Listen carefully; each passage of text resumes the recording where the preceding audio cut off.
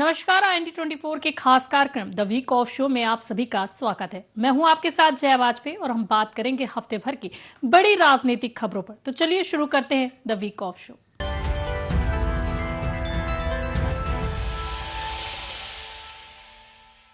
जन आक्रोश या राजनीति। छत्तीसगढ़ में स्मार्ट मीटर अब सिर्फ बिजली विभाग की योजना नहीं बल्कि बड़ा सियासी मुद्दा बनता जा रहा है।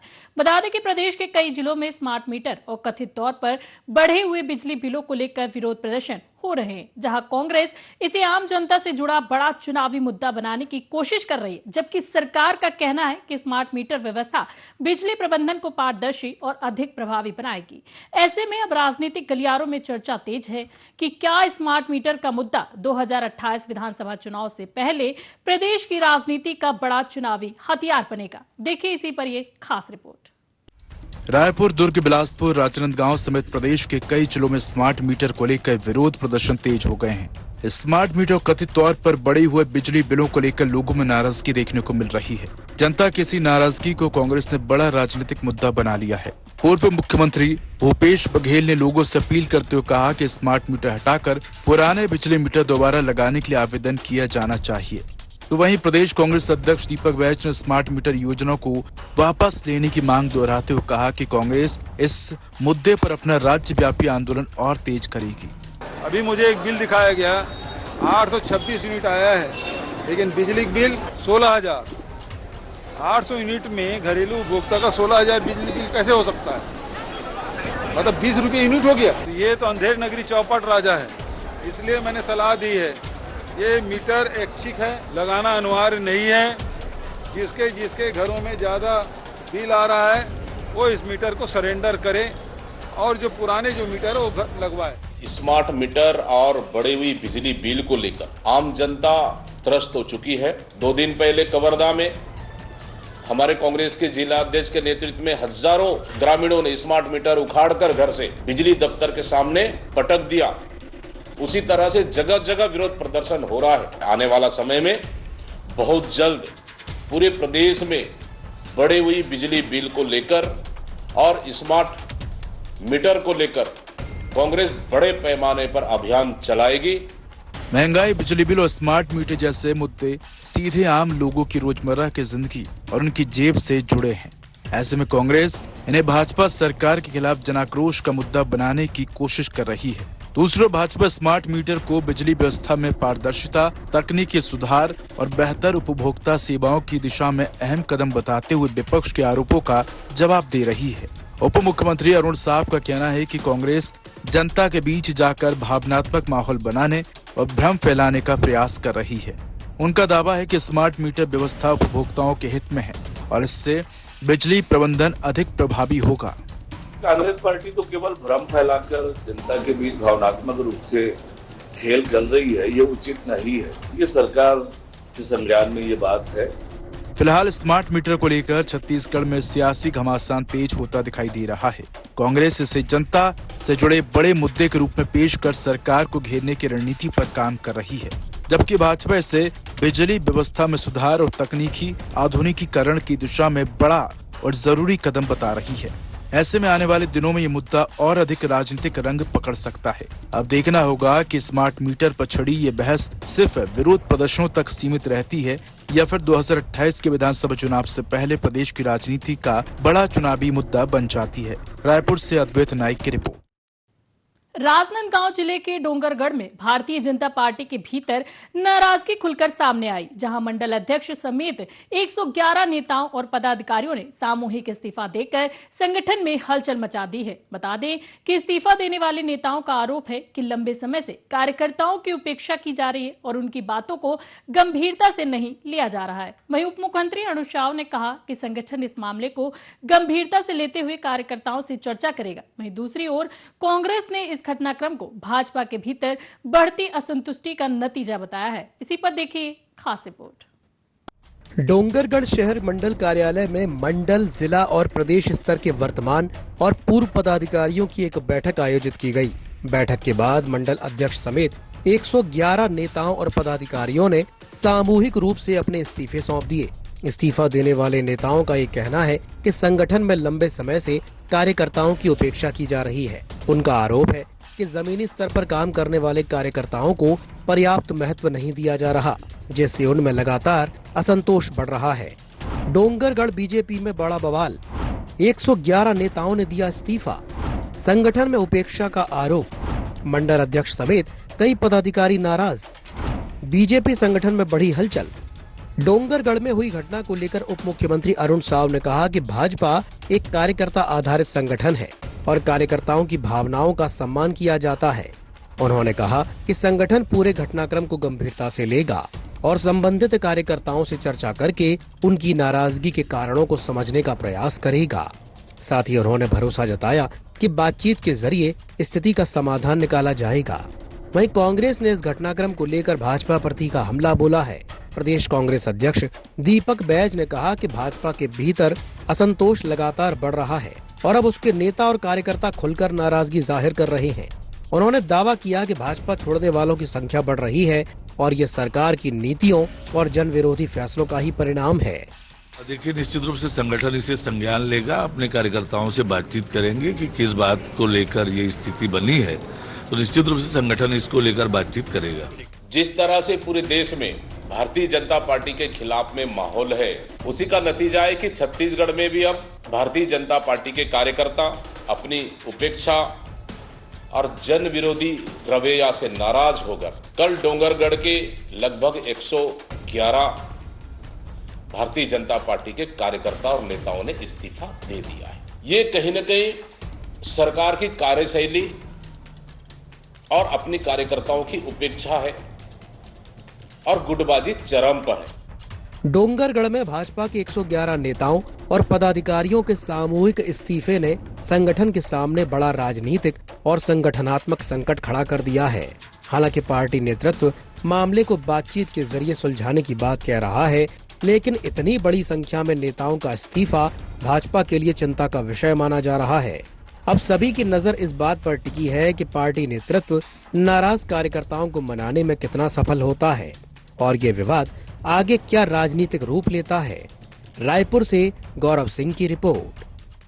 मध्य प्रदेश में डॉक्टर मोहन यादव सरकार 7 अगस्त से जन विश्वास अभियान की शुरुआत करने जा रही है। बता दें कि अभियान के तहत हर शुक्रवार मुख्यमंत्री, मंत्री और प्रशासनिक अधिकारी मंत्रालय की बैठकों के बजाय गांवों और शहरों के वार्डों में पहुंचकर आमजन से सीधा संवाद करेंगे। वहीं उनकी समस्याएं सुनेंगे और सरकारी योजनाओं की जमीनी हकीकत परखते हुए त्वरित समाधान का प्रयास किया जाएगा। हालांकि अभियान शुरू होने से पहले ही इस पर सियासत तेज हो गई। कांग्रेस ने इसे सरकार का इमेज मेकओवर अभियान बताया, जबकि सरकार का दावा है कि यह सुशासन, संवाद और जनता के साथ भरोसा मजबूत करने की दिशा में एक अहम पहल है। इसी पर देखिए खास रिपोर्ट।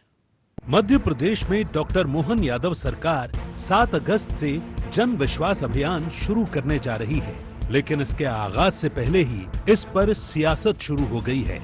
अभियान के तहत हर शुक्रवार मुख्यमंत्री, मंत्री और प्रशासनिक अधिकारी मंत्रालय की बैठकों के बजाय गांवों और शहरों के वार्डों में पहुंचकर आम जन से सीधा संवाद करेंगे, लोगों की समस्याएं सुनेंगे, सरकारी योजनाओं की जमीनी हकीकत परखेंगे और शिकायतों के त्वरित समाधान का प्रयास करेंगे। हालांकि कांग्रेस ने इसे इमेज मेकओवर का प्लान करार दिया है, तो वहीं सरकार का दावा है कि ये सुशासन, संवाद और संवेदनशील प्रशासन की दिशा में बड़ा कदम है, जिससे शासन और जनता के बीच भरोसा मजबूत होगा। 7 अगस्त से शुरू होगा जन विश्वास अभियान। हर शुक्रवार जनता के बीच जाएंगे सीएम और मंत्री, गांव वार्ड में सुनेंगे लोगों की समस्याएं, शिकायतों के त्वरित समाधान पर रहेगा फोकस। संवाद, समाधान और सुशासन का सरकार का दावा। जन विश्वास अभियान की शुरुआत हो रही है मध्य प्रदेश में। प्रत्येक शुक्रवार को यह अभियान चलेगा। एक तरीके से कई योजनाओं का सीधे तौर पर नीचे के स्तर पर मॉनिटरिंग, यानी माननीय मुख्यमंत्री जी के नेतृत्व में सभी जनप्रतिनिधि, मंत्री, विधायक, ये सब तो नीचे जाएंगे ही, लेकिन अधिकारियों की पूरी टीम भी शुक्रवार के दिन कोई बैठक आयोजित नहीं होगी। और इसमें जैसे सीएम हेल्पलाइन है, लोक सेवा गारंटी है, आयुष्मान योजना है, जल जीवन मिशन है, आंगनवाड़ी है, तो कुल मिलाकर संवाद, समाधान, संवेदनशीलता और सादगी, इनका मिला जुला स्वरूप होगा और इनमें बहुत सादगी के साथ इसको किया जाएगा। उधर सरकार की इस नई पहल पर कांग्रेस सवाल उठा रही है। वो इसे जनसंपर्क नहीं बल्कि राजनीतिक स्टंट बता रही है। कांग्रेस का कहना है कि उपचुनावों और राजनीतिक चुनौतियों को देखते हुए सरकार जनता के बीच जाने को मजबूर हुई है। भाजपा सरकार जनता का विश्वास पहले ही खो चुकी है और अब उसे वापस पाने के लिए ये अभियान शुरू किया जा रहा है। कांग्रेस का कहना है कि किसानों, युवाओं और बेरोजगारों की समस्याओं का समाधान करने में सरकार विफल रही है।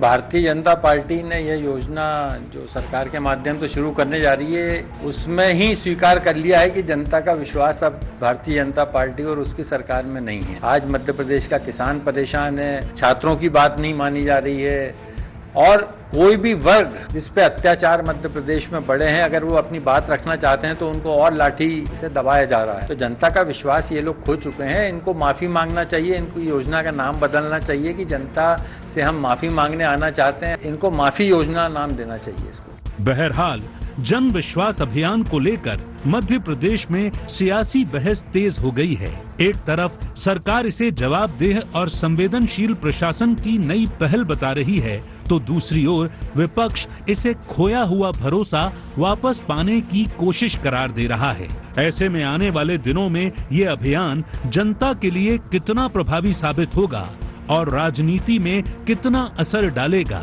इस पर सभी की नजरें टिकी रहेंगी। Bureau report, IND 24। Madhya Pradesh की दतिया विधानसभा उपचुनाव में मतदाताओं ने उत्साह के साथ मतदान किया, जहां ग्रामीण इलाकों से लेकर शहर तक मतदान केंद्रों पर लंबी कतारें देखने को मिली। बता दें कि मतदान संपन्न होने के बाद अब सियासी दल अपने अपने दावे कर रहे हैं, जहां कांग्रेस का कहना है कि अधिक मतदान सत्ता विरोधी रुझान का संकेत है, जबकि भाजपा इसे विकास के पक्ष में जनता का समर्थन बता रही। वहीं वरिष्ठ भाजपा नेता और पूर्व गृह मंत्री डॉक्टर नरोत्तम मिश्रा ने दावा किया कि दतिया की जनता ने विकास और स्थिरता के पक्ष में वोट दिया है तथा इसका लाभ भाजपा को मिलेगा। वहीं कांग्रेस के बूथ कैप्चरिंग के आरोपों पर उन्होंने कहा कि हार की आशंका से कांग्रेस निराधार आरोप लगा रही है, जो उसकी हताशा को दर्शाता है। इसी पर देखिए खास रिपोर्ट। मध्य प्रदेश की दतिया विधानसभा उपचुनाव में इस बार मतदाताओं ने जबरदस्त उत्साह दिखाया।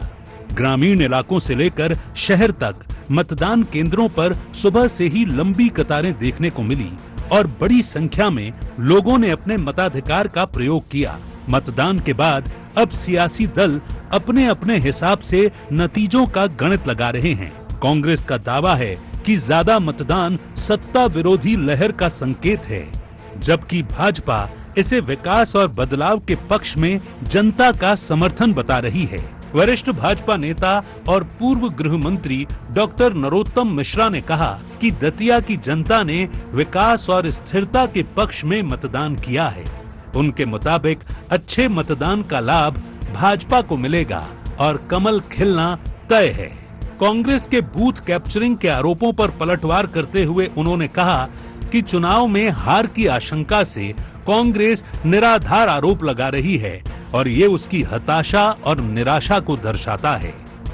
दतिया उपचुनाव में मतदान का उत्साह, मतदान केंद्रों पर लगी रही लंबी कतारें, ग्रामीण क्षेत्रों में दिखा ज्यादा उत्साह। बीजेपी कांग्रेस ने ठोकी जीत की ताल। 3 अगस्त को आएगा फैसला। कमल के फूल पर मतदान किया, भाजपा को मतदान किया, माननीय आशुतोष तिवारी जी को मतदान किया। ये कांग्रेस की हताशा और निराशा है। कांग्रेस हमेशा से भ्रम की राजनीति करती आई है। पिछले चुनाव में भी भ्रम के कारण ही सफल हो गई थी, अब नहीं हो पाएगी। उधर मध्य प्रदेश विधानसभा में नेता प्रतिपक्ष उमंग सिंघार ने दतिया उपचुनाव में सत्ता पक्ष पर गंभीर आरोप लगाए। उन्होंने कहा कि भाजपा जीत के लिए हर हथकंडा अपना रही है और कई जगह बूथ कैप्चरिंग की शिकायतें सामने आई हैं। सिंघार ने दावा किया कि प्रदेश में सरकार के खिलाफ माहौल है। किसान, युवा और आम जनता सरकार की नीतियों से नाराज है, जिसका असर रिकॉर्ड मतदान के रूप में दिखाई दिया है। उन्होंने भरोसा जताया कि जनता ने परिवर्तन के पक्ष में मतदान किया है और कांग्रेस दतिया उपचुनाव में भारी जीत दर्ज करेगी। भारतीय जनता पार्टी अपने सभी हथकंडे अपनाती है, लेकिन जनता इस बात को समझ रही है। सरकार चुनाव लड़ रही है। जिस प्रकार से घनश्याम सिंह ने शिकायत करी कि बूथ कैप्चरिंग किए जा रहे हैं। तो मैं समझता हूं कि चुनाव आयोग को तत्काल वहां पर संज्ञान लेना चाहिए। मुझे विश्वास है जिस प्रकार से मैं गाँव में घुमा, जनता में रोष दिखा सत्ता के खिलाफ, किसान परेशान थे, युवा परेशान थे, तो निश्चित तौर से मुझे लगता है कि कांग्रेस वहां से चुनाव मजबूती के साथ जीतेगी। बहरहाल 2023 के विधानसभा चुनाव में कांग्रेस ने करीब 50% वोट शेयर के साथ ये सीट जीती थी, जबकि भाजपा को लगभग 46% वोट मिले थे। इस बार मतदान में दिखे उत्साह ने सियासी दलों की उम्मीदें बढ़ा दी हैं और चुनावी समीकरण को लेकर चर्चाएं तेज हो गई हैं। ऐसे में अब सबकी निगाहें 3 अगस्त को होने वाली मतगणना पर टिकी हैं, जो तय करेगी कि रिकॉर्ड मतदान का फायदा किसे मिला। Bureau report IND 24। दतिया विधानसभा उपचुनाव में मतदान संपन्न होने के बाद भी सियासी घमासान जारी, जहां कांग्रेस प्रत्याशी घनश्याम सिंह ने पूर्व विधायक राजेंद्र भारती पर भाजपा नेताओं से मिलकर भीतरघात करने, चुनाव में नुकसान पहुंचाने और फंडिंग लेने जैसे गंभीर आरोप लगाए। उन्होंने पार्टी आलाकमान से राजेंद्र भारती को कांग्रेस से निष्कासित करने की मांग भी की है। वहीं मतदान प्रतिशत में करीब 9% की गिरावट को लेकर कांग्रेस ने चुनाव प्रक्रिया पर सवाल उठाए। बता दें कि नेता प्रतिपक्ष उमंग सिंघार ने निष्पक्ष मतदान नहीं होने, मतदाताओं को मतदान से रोकने और बूथ कैप्चरिंग जैसे आरोप लगाए। हालांकि भाजपा ने इन आरोपों को हार की हताशा बताया। वहीं दूसरी ओर कांग्रेस का दावा है कि जनता का समर्थन उसके साथ है और उपचुनाव में जीत उसी की होगी। इसी पर देखिए खास रिपोर्ट। दतिया विधानसभा उपचुनाव में मतदान संपन्न होने के बाद भी सियासी घमासान जारी है। कांग्रेस प्रत्याशी घनश्याम सिंह ने पूर्व विधायक राजेंद्र भारती पर भाजपा नेताओं से मिलकर भीतरघात करने, चुनाव में नुकसान पहुंचाने और फंडिंग लेने जैसे गंभीर आरोप लगाए हैं। घनश्याम सिंह ने पार्टी आलाकमान से राजेंद्र भारती को कांग्रेस से निष्कासित करने की मांग भी की है। वहीं दूसरी ओर मतदान प्रतिशत में करीब 9% की गिरावट को लेकर कांग्रेस ने चुनाव प्रक्रिया पर भी सवाल खड़े कर दिए हैं। नेता प्रतिपक्ष उमंग सिंघार ने आरोप लगाया कि दतिया में निष्पक्ष चुनाव नहीं हुआ। प्रशासन ने मतदाताओं को मतदान से रोका और बूथ कैप्चरिंग जैसी घटनाएं हुई। हालांकि बीजेपी ने इसे हार की हताशा करार दिया, तो वहीं कांग्रेस ने दावा किया कि जनता का समर्थन उनके साथ है और उपचुनाव में जीत कांग्रेस की ही होगी। दतिया उपचुनाव में 71.44% मतदान, 2023 के विधानसभा चुनाव में 80.20% मतदान, उपचुनाव में हुआ 8.76% कम मतदान, 2008 के चुनाव के बाद सबसे कम मतदान। दतिया में 2008 में हुआ था 73.21% मतदान। इस बार 1,57,473 मतदाताओं ने डाले वोट।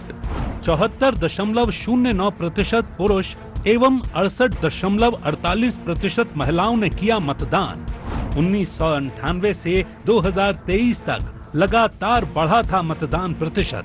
उपचुनाव 2026 में टूटा मतदान बढ़ने का ट्रेंड।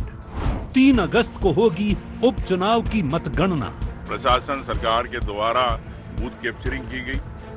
कई जगह हमारे वहाँ के उम्मीदवार घनश्याम सिंह जी ने भी कहा, तो मैं समझता हूं कि सरकार ने निष्पक्ष चुनाव नहीं कराया, निष्पक्ष चुनाव कराना चाहिए। लेकिन मैं आपको विश्वास दिलाता हूं कि वहां की जनता का कांग्रेस पार्टी के प्रति झुकाव था और निश्चित तौर से कांग्रेस जीतेगी।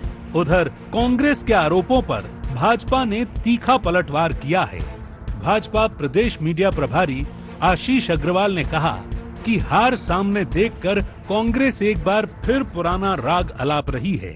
उनका कहना है कि जब कांग्रेस जीतती है तो लोकतंत्र की जीत बताती है और हार की आशंका होते ही ईवीएम और प्रशासन पर सवाल उठाने लगती है। भाजपा ने दावा किया कि दतिया में मतदान पूरी तरह शांतिपूर्ण और निष्पक्ष तरीके से संपन्न हुआ।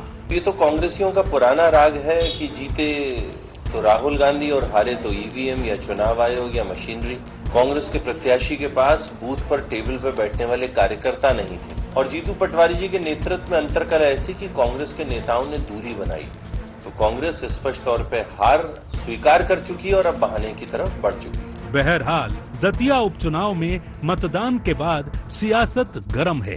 कांग्रेस चुनाव प्रक्रिया और अपनी ही पार्टी में भितरघात के आरोपों को लेकर चर्चा में है, तो वहीं भाजपा कांग्रेस के आरोपों को संभावित हार की बेचैनी बता रही है। ऐसे में अब 3 अगस्त की मतगणना ही तय करेगी कि दतिया की जनता का फैसला किसके पक्ष में जाता है। Bureau report, IND 24। और मध्य प्रदेश में 7 अगस्त से मुख्यमंत्री डॉक्टर मोहन यादव का जन विश्वास अभियान शुरू होगा। बता दें कि इसकी शुरुआत कांग्रेस नेता कमलनाथ के गढ़ छिंदवाड़ा से होगी, जहां मुख्यमंत्री सीएम हेल्पलाइन की शिकायतों की समीक्षा करेंगे। साथ ही शिकायतकर्ताओं से संवाद करेंगे और निवेश को लेकर उद्योगपतियों से भी चर्चा करेंगे। वहीं बीजेपी इसे सुशासन और जनता से सीधे संवाद की पहल बता रही है, जबकि कांग्रेस इसे जनता का खोया विश्वास वापस पाने की राजनीतिक कवायद करार दे रही है। इसी पर देखिए खास रिपोर्ट। मध्य प्रदेश में 7 अगस्त से शुरू होने जा रहे मुख्यमंत्री डॉक्टर मोहन यादव के जन विश्वास अभियान को लेकर सियासत तेज हो गई है। सरकार इसे जनता और शासन के बीच भरोसा मजबूत करने की बड़ी पहल बता रही है, जबकि कांग्रेस इसे जनता का खोया विश्वास वापस पाने की राजनीतिक कवायद करार दे रही है। अभियान की शुरुआत कांग्रेस के वरिष्ठ नेता कमलनाथ के गढ़ छिंदवाड़ा से होगी, जिससे इसकी राजनीतिक अहमियत और बढ़ गई है। मुख्यमंत्री यहां सीएम हेल्पलाइन की शिकायतों की समीक्षा करेंगे, शिकायतकर्ताओं से सीधा संवाद करेंगे और जिले के विकास के साथ निवेश को लेकर उद्योगपतियों से भी चर्चा करेंगे। बीजेपी का कहना है कि ये अभियान सरकार और जनता के बीच संवाद को नई दिशा देगा और सुशासन की दिशा में मील का पत्थर साबित होगा। 7 अगस्त से शुरू होगा जन विश्वास अभियान। हर शुक्रवार जनता के बीच पहुंचेगी सरकार। छिंदवाड़ा से होगी अभियान की शुरुआत। मुख्यमंत्री करेंगे जनता से सीधा संवाद। सीएम हेल्पलाइन शिकायतों की होगी समीक्षा। निवेश और विकास पर भी रहेगा फोकस। भारतीय जनता पार्टी की सरकार जनता की सरकार है। जनता की समस्या हल हो और उसके लिए जनता को सरकारी दफ्तरों के चक्कर ना काटने पड़े, इसलिए एक नया अभियान मुख्यमंत्री जन विश्वास अभियान की शुरुआत 7 अगस्त से हो रही है। हर शुक्रवार को मुख्यमंत्री, मंत्री, जनप्रतिनिधि और अधिकारी दफ्तर में नहीं बैठेंगे, ऑफिस में नहीं बैठेंगे, वो फील्ड पर रहेंगे और जनता की समस्याओं के हल के लिए नीचे का दौरा करेंगे। उधर कांग्रेस का कहना है कि ये अभियान सिर्फ चुनावी माहौल बनाने का प्रयास है। प्रदेश की जनता सरकार से पहले ही विश्वास खो चुकी है। ऐसे में सरकार को प्रचार के बजाय जमीनी समस्याओं के समाधान पर ध्यान देना चाहिए, जिससे जनता को असल राहत मिल सके। मुझे खुशी हुई कि मुख्यमंत्री जी ये मानते हैं कि जनता का विश्वास अब उनमें नहीं रहा, इसलिए वो विश्वास यात्रा करने जा रहे हैं छिंदवाड़ा में। दूसरा, उन्होंने एक कार्यक्रम में दिया है कि वो जन सुनवाई करेंगे, जन समस्याओं को सुनेंगे, तो इसका मतलब समस्याएं भी यथावत हैं। उनकी सरकार कुछ भी काम नहीं कर रही है, इसलिए समस्याएं लगातार बढ़ती जा रही हैं और उन्हें यह एहसास हुआ है कि नहीं, समस्याएं वाकई में जनता की हैं, जिसको सुनना चाहिए। लगातार शिकायतें सीएम ऑनलाइन में आती हैं। अगर मुख्यमंत्री जी उसी की मॉनिटरिंग सही ढंग से कर लें तो मैं समझता हूं कि जनता को राहत मिल सकती है। बहरहाल एमपी में जन विश्वास अभियान की शुरुआत से पहले ही सत्ता और विपक्ष के बीच आरोप प्रत्यारोप का दौर शुरू हो गया है। एक ओर सरकार इसे सुशासन, पारदर्शिता और जवाबदेही की दिशा में बड़ा कदम बता रही है, तो दूसरी ओर विपक्ष इसे राजनीतिक छवि सुधारने की कवायद कह रहा है। ऐसे में छिंदवाड़ा से शुरू होने वाला ये अभियान अब केवल प्रशासनिक कार्यक्रम नहीं, बल्कि सत्ता और विपक्ष के बीच सियासी मुकाबले का नया मंच बनता नजर आ रहा है। Bureau report, IND 24। तो द वीक ऑफ शो में इतना ही। देखते रहिए IND 24। नमस्कार।